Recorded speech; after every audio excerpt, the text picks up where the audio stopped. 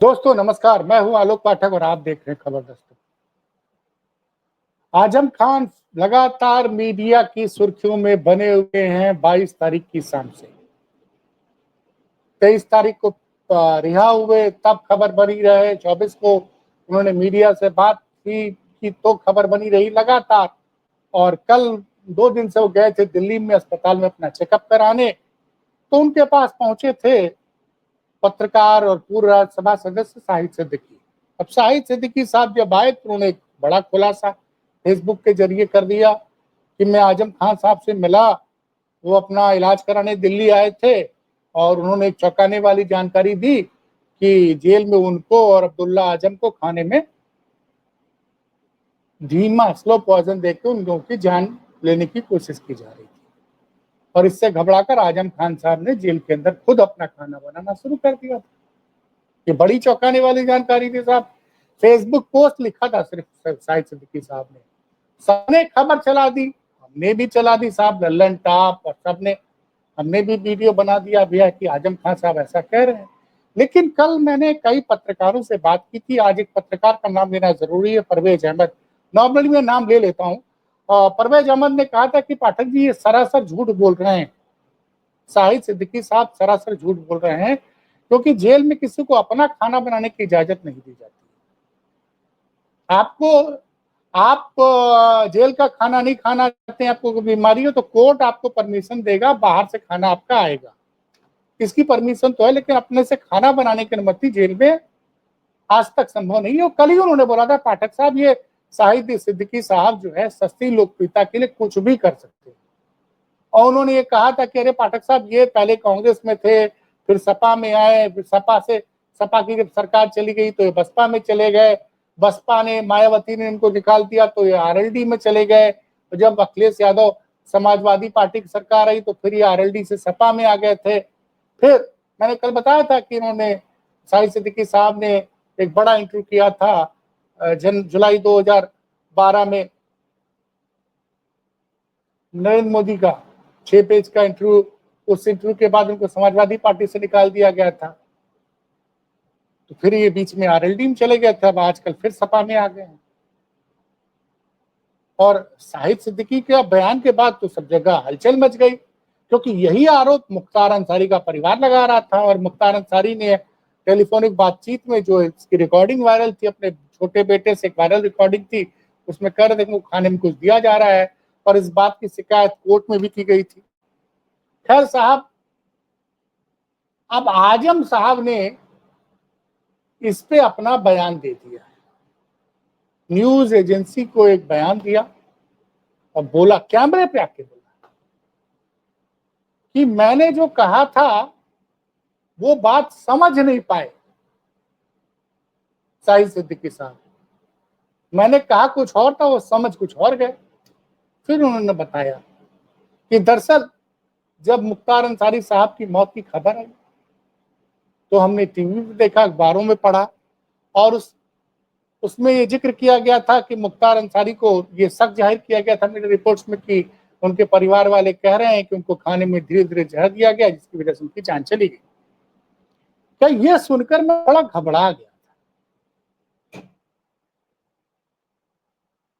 ये सुनकर मैं थोड़ा घबरा गया था। और मैं जेल में जो खाना मिलता था उसमें बड़ा प्रिकॉशन लेके खाता था। रोटी मैं खाता था, और चूंकि मैं खाली रहता था तो मैंने नींबू का अचार खुद बना लिया था अपने लिए, तो रोटी और नींबू का अचार खा लिया करता था। या ये भी हो सकता है कि जेल में लोग जाते हैं मिलने जुलने तो फल उल भी ले जाते हैं, तो फल उल खाते होंगे। लेकिन इसका जिक्र किया कि उन्होंने कभी जेल में खाना नहीं बनाया,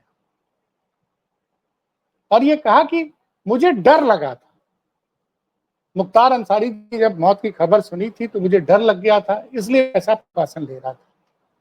और ये सब जो बयान कल जो फेसबुक पोस्ट लिखी शाहिद सिद्दीकी साहब ने, तो इस मतलब ये था कि मुख्तार अंसारी की मौत की खबर से आजम खान साहब डर गए, इसलिए एहतियातन उन्होंने कुछ बदलाव किया था अपने खाने पीने, खाना नहीं बनाया था, एक तो स्पष्ट ये बात। दूसरा, कहीं न कहीं उनका बयान अखिलेश यादव के बारे में आज जो उन्होंने फिर मीडिया में दिया, वो ये कह रहे थे कि गरीब के घर वो आएंगे तो अच्छा लगेगा। देखिए, आजम के बयानों को पूरी तरह से डिकोड कर पाना वो थोड़ा मुश्किल लग रहा है, मुझे भी लग रहा है, मुझे भी लग रहा है। अभी मैं ये वीडियो रिकॉर्ड कर रहा हूं तो एक ट्वीट आया,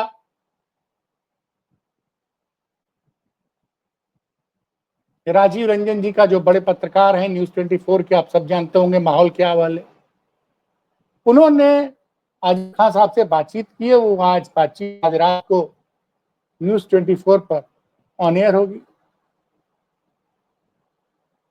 तो फिलहाल ये जो एक खबर चली थी, कल चली थी, हमने भी चलाई थी, शाहिद सिद्दीकी के फेसबुक पोस्ट के चलते चलाई थी कि आजम खान का ये दावा किया था, हमने तो साफ साफ बोला था, शाहिद सिद्दीकी साहब ने दावा किया और आजम साहब ने बताया कि भाई जांच कराने के लिए गया था, तबीयत ठीक नहीं थी, तो जांच करा के मैं चला आया हूं और थोड़ा अच्छा महसूस कर रहा हूं। और अखिलेश के आने पे उन्होंने बोला है, उत्तर प्रदेश में फिलहाल सरकार ने तौकीर रजा के खिलाफ कार्रवाई बड़ी तेज कर दी है और उनकी तमाम बताया जा रहा है कि उन्होंने अवैध मार्केट वगैरह बना रखा था। मीडिया रिपोर्ट्स की माने तो वहां बड़े बयाल की तैयारी थी। अब देखते हैं सरकार क्या कर रही है तौकीर रजा वाले केस में। फिलहाल जो रिपोर्ट्स आ रही हैं बरेली से या प्रदेश के अन्य हिस्सों से, त्योहारों को लेकर ऐसा दावा किया जा रहा है कि पुलिस बड़ी मुस्तैद है। अब आजम के यहाँ अखिलेश जी 8 तारीख को जाएंगे। पता नहीं आज न्यूज 24 वाले राजीव रंजन जी से आजम खान से ने क्या क्या बोला, क्या कि जब मैं रिकॉर्ड कर रहा हूं तब मैंने वो इंटरव्यू नहीं सुना है। मैं कोशिश करूंगा कि आजम खान साहब से हम भी बातचीत कर सकें। मेरे लिए वहां जाना तो संभव नहीं है, अगर कहीं जाना अगर संभव हो जाता तो मैं जाने की भी कोशिश करूंगा।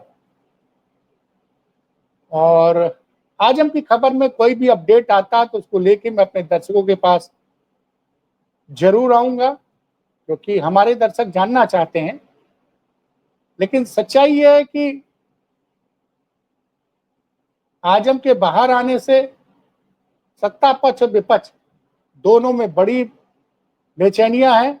समाजवादी पार्टी के ऑफिस के बाहर आजम के पक्ष में बहुत सारे पोस्टर्स लगे हुए हैं और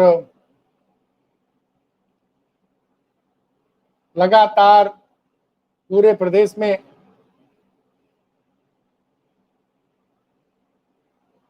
योगी जी जहां भी जा रहे हैं वह बरेली वाली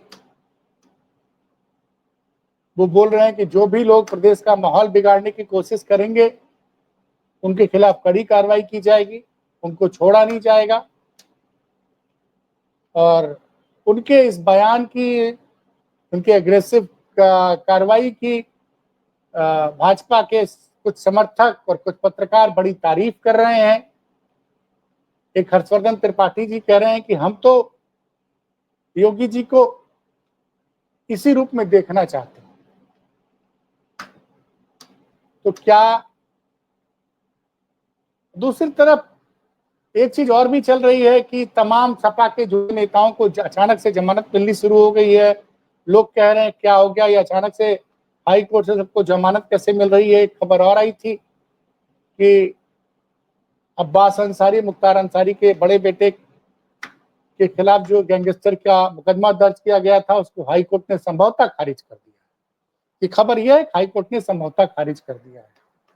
सुप्रीम कोर्ट ने भी एक मामले में आजम खान की पत्नी और उनके बेटे के खिलाफ इस मुकदमे में दो हाई कोर्ट और उत्तर प्रदेश सरकार से पूछा है कि उनका 2 सिद्धि का जो चार्जशीट थी उसको वापस ले सरकार।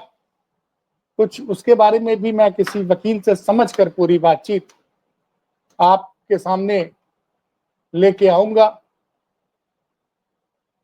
फिलहाल अब सबकी निगाहें उत्तर प्रदेश में, अब सितंबर जाने वाला, आज 29 तारीख है, तो निगाहें सबकी लगी हुई हैं कि भाई 9 तारीख को मायावती की जो रैली है लखनऊ के अम्बेडकर पार्क में वो कैसे होगी, और उसके पहले आजम से मिलने अखिलेश जा रहे हैं 8 तारीख को।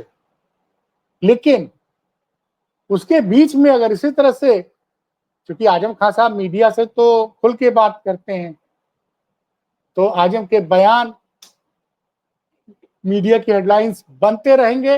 लेकिन ये बड़ी खबर थी क्योंकि कल शाहिद सिद्दीकी साहब ने चौंका दिया था कि आजम खां की जेल में जान लेने की कोशिश की जा रही थी, जहर, मीठा जहर देके, स्वीट पॉइजन देके। तो आजम ने इसको नकार दिया कि हमने कहा कुछ और था। दरअसल आजम खां साहब डर गए थे जब उन्होंने अखबार में पढ़ा था मुख्तार अंसारी की मौत हो गई और मौत की वजह, जेल में मौत के परिवार का कहना था कि उनको जहर दिया गया। इस वजह से इस खबर को पढ़कर आजम खान साहब डर गए थे, यही उन्होंने बताया है। तो और भी कोई अपडेट आती है तो आपके सामने उसको लेके मैं आता हूं। तब तक खबर दस्तक देखते रहिए, चैनल को सब्सक्राइब कीजिए। वीडियोस अगर हमारे पसंद नहीं आ रहा है तो बताइए आप किस तरह के वीडियो देखना चाहते हैं। मिलते हैं फिर किसी बड़ी खबर के साथ, तब तक देखते रहिए खबर।